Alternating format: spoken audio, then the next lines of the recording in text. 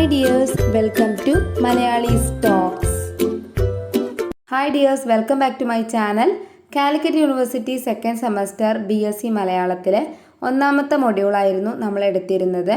അതിലെ ലാസ്റ്റ് ചാപ്റ്ററാണ് ഇന്ന് എടുക്കാനായിട്ട് പോകുന്നത്. ചാപ്റ്ററിൻ്റെ പേര് അമ്പിളി മാമൻ്റെ യാഥാർത്ഥ്യം. ഇത് എഴുതിയിരിക്കുന്നത് ജീവൻ ജോബ് തോമസ് ആണ്.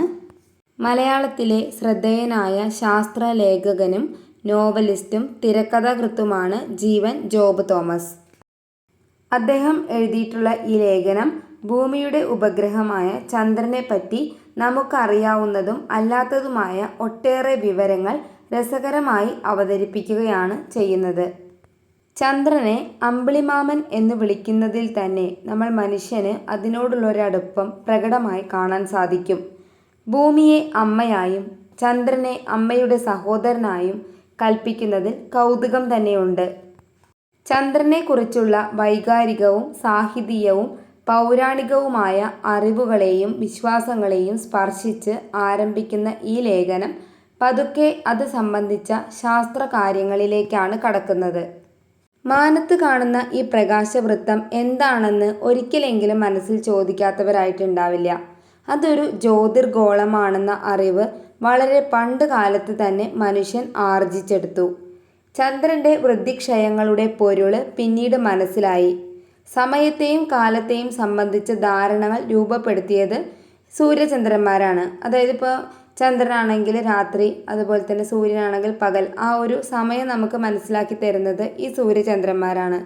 ചന്ദ്രൻ്റെ പൂർണ്ണ രൂപത്തെ സംബന്ധിച്ച് 1500 കാലത്ത് തന്നെ ഡാവിഞ്ചി നടത്തിയ നിരീക്ഷണങ്ങൾക്ക് കോപ്പർനിക്കസിൻ്റെ നിരീക്ഷണങ്ങളെക്കാൾ പഴക്കമുണ്ട്. ശാസ്ത്രവികാസത്തിൻ്റെ ഭാഗമായി ശക്തമായ ടെലിസ്കോപ്പുകൾ കൂടി വന്നതോടുകൂടി ചന്ദ്രനെ കുറച്ചുകൂടി അടുത്തറിയാൻ സാധിച്ചു. ടെലിസ്കോപ്പിൻ്റെ കണ്ടെത്തലിന് പിന്നിൽ 1608 ഡച്ച് കണ്ണട നിർമ്മാതാവായ ഹാൻസ് ലിപ്പർഷെ ആണെന്നായിരുന്നു പൊതുവായിട്ടുള്ള ധാരണ ഉണ്ടായിരുന്നത്. എന്നാൽ അങ്ങനെയല്ല.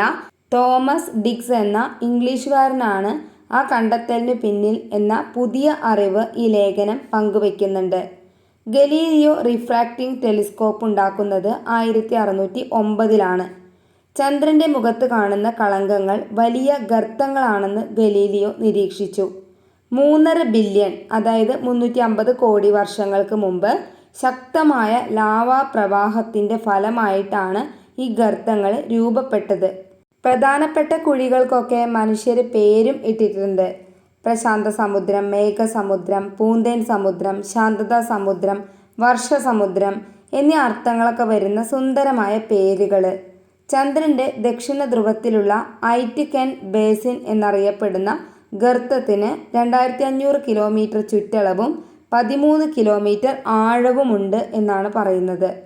സോവിയറ്റ് യൂണിയനും, അതായത് പഴയ USSR, അമേരിക്കയും തമ്മിൽ നിലനിന്ന ശീതയുദ്ധത്തിൻ്റെ കാലത്ത് ശാസ്ത്രരംഗത്തും ഇരു കൂട്ടരും തമ്മിലൊരു മത്സരം ഉണ്ടായിരുന്നു.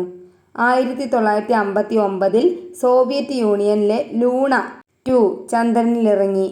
മനുഷ്യന് നേരിട്ട് കാണാൻ പറ്റാത്ത ചന്ദ്രൻ്റെ മറുവശത്തിൻ്റെ ചിത്രങ്ങൾ ലൂണ 3 എന്ന സോവിയറ്റ് പേടകം എടുത്തു തന്നു. അങ്ങനെ സോവിയറ്റ് പക്ഷം വിജയിച്ചു നിൽക്കുന്ന ആ ഒരു ഘട്ടത്തിൽ അമേരിക്ക വലിയൊരു ലക്ഷ്യം പ്രഖ്യാപിക്കുകയാണ്. ചന്ദ്രനിൽ മനുഷ്യൻ കാലുകുത്തുക എന്നതായിരുന്നു അമേരിക്കയുടെ ആ ഒരു ലക്ഷ്യം. 1968 ഡിസംബറിൽ അപ്പോളോ 8 യാത്രക്കാരായിട്ടുള്ള Frank Borman, James Lovell, William Anders എന്നിവർ ചന്ദ്രൻ്റെ മറുവശം നേരിട്ട് പോയി കണ്ടു. 1969 ജൂലൈ 21 മനുഷ്യൻ ചന്ദ്രനിൽ കാലുകുത്തി.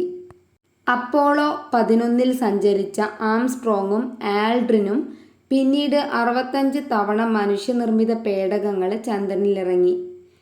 12 മനുഷ്യർ ചന്ദ്രനിലൂടെ നടന്നു. 1976 ലൂണ 24 ശേഷം മനുഷ്യർ ചന്ദ്രനെ വിട്ട് ചൊവ്വയൊക്കെ ലക്ഷ്യം വെച്ചതോടു കൂടിയിട്ട് ചാന്ദ്രദൗത്യങ്ങൾ ഇല്ലാതായി. പിന്നീട് അത് സജീവമാകുന്നത് 1990കളിലാണ്. ചന്ദ്രനിലെ ജലസാന്നിധ്യത്തെ പറ്റിയും കുഴികളെ പറ്റിയൊക്കെ പഠനങ്ങൾ അതേ സമയത്ത് ഇങ്ങനെ നടക്കുന്നുണ്ടായിരുന്നു. ചന്ദ്രനിലെ ജലസാന്നിധ്യം സ്ഥിരീകരിച്ചത് 2008 തുടക്കമിട്ട ഇന്ത്യൻ ചാന്ദ്രദൗത്യമായ ചന്ദ്രയാൻ 1 ആണ്. ജലത്തിൻ്റെ പ്രാഗ്രൂപമായ ഹൈഡ്രോക്സിലുകളുടെ സാന്നിധ്യം ചന്ദ്രോപരിതലത്തിൽ കണ്ടെത്താനായി. ഇത് ചന്ദ്രനെക്കുറിച്ചുള്ള തുടർ ഗവേഷണങ്ങൾക്ക് ഒരു വലിയ കരുത്ത് തന്നെയായിരുന്നു. ചന്ദ്രനെക്കുറിച്ചുള്ള സാഹിത്യ ഭാവനകളും മിത്തുകളും സങ്കല്പങ്ങളും പറഞ്ഞുകൊണ്ടാണ് ഈ ലേഖനം അവസാനിപ്പിക്കുന്നത്.